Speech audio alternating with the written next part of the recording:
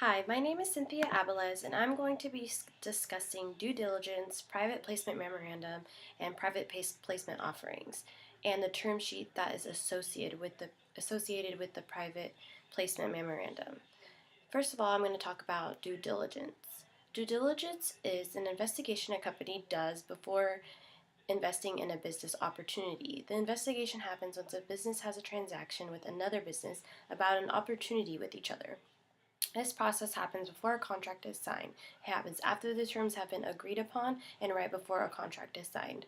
According to StuDiligence.com, people who conduct due diligence are lead and co-investors, corporate development, staff, attorneys, accountants, investment bankers, loan officers, and other professionals involved in a transaction may have a need or an obligation to conduct independent due diligence.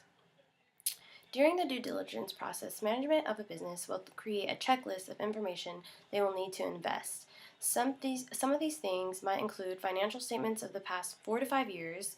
Well, for the past 4 to 5 years is what is recommended. Business documents and other legal contracts and other documents involved with the business. Along with analyzing these documents, the investor should go to the company and examine what is going on inside the company internally. See how the company works and if everything on paper is actually happening in the company. Once the internal examination or the internal analysis is completed, there should be an external analysis. It should include sources like customers, suppliers, industry experts, and market research firms. These things should all be confirmed before signing off on an agreement with this offering through a memorandum, which I will discuss in a minute.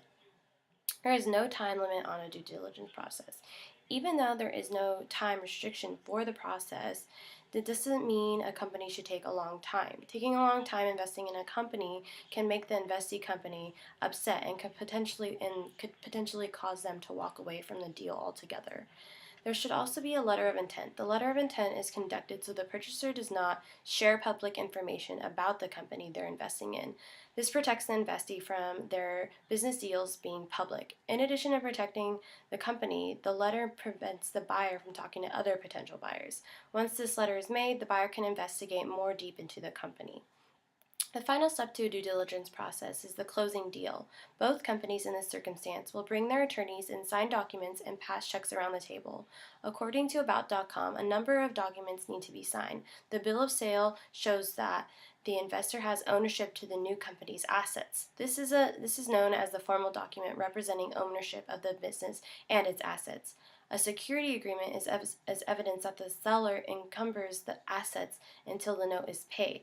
A purchase agreement is also signed, which may have already been signed as a letter of intent. The private placement offering allows companies to raise money by selling stocks, bonds, and other instruments. This allows the company to raise capital without having to register requirements of public securities offering. The type of investors a PPO goes for is sophisticated investors who are wealthy. There are certain criteria that an investor must meet. They must have a net worth, not including primary residence, of at least $1 million or have an income with a spouse exceeding $300,000 for those years and a reasonable expectation of the same income level in the current year. So a private placement memorandum is a document displaying the associated risks to a company. So this is the document that puts in all of the terms and risks of an offering that I've just talked about. The intention of this document is to show any potential investors of a company what they are getting themselves into when making an investment. This document is to protect the entrepreneur from anything that can go wrong during the investment. This documentation should be thorough about all of the risks and all the aspects to their business that are important for any investor to know. A private memorandum is exactly how it sounds. It's private.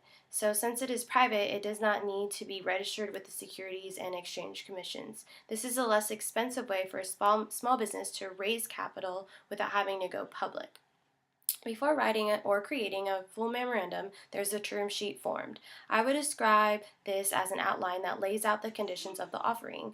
The term sheet has to display all the investor's requests, and once it does, the offering documents can then be drafted. When a PPM is complete, an attorney must review it. One of the main reasons an attorney must take a look at the memorandum or at the term sheet is to make sure it is following the state securities laws. Attorneys usually charge about $5,000 to $20,000. A term sheet is a confidential document prepared by venture capitalists that sets forth the key terms of a proposed investment. It is recommended that an attorney negotiate the sheet with you because there are a lot of protective clauses involved that can reduce the value of the company. The term sheet, as I discussed earlier, is a sheet that lays out the business transaction taking place in the PPM. The term sheet is firstly not a legal promise to invest. It requires you keep the negotiation confidential. It may prevent the company from looking at other suitors. Money is a major aspect to the term sheet. The pre-money valuation will be in the term sheet along with the post-money valuation. The company must also qualify for a PPM. There are a few exemptions the company needs to comply with. There is a Section 4.2, which is the private offering exemption. Section 4.2 states that the investor must have the same information available to them as if the company were to register under the SEC as public company. The second exemption is the Section 3A11, which is the interstate exemption that regulates the offering as an interstate offering. So the offerees should all be residents of the state the business is in. If there is one non-residential investor, then the business won't qualify to use this exemption. For Regulation D, you cannot make offers and sales of more than $1 million during a 12-month period, according to Entrepreneur.com. There is no limit on the number of investors allowed to invest in the company under the regulation. There are few advantages and disadvantages to a PPM. I mentioned before that it is cheaper, but have not said why. To create a PPM, a business does not need underwriters or brokers, which are the middlemen, so that cuts out money there. This is a big reason why it is cheaper to do a PPM than an IPO. Not having underwriters or brokers makes the PPM less time consuming as well. Another advantage is getting to really know your investors.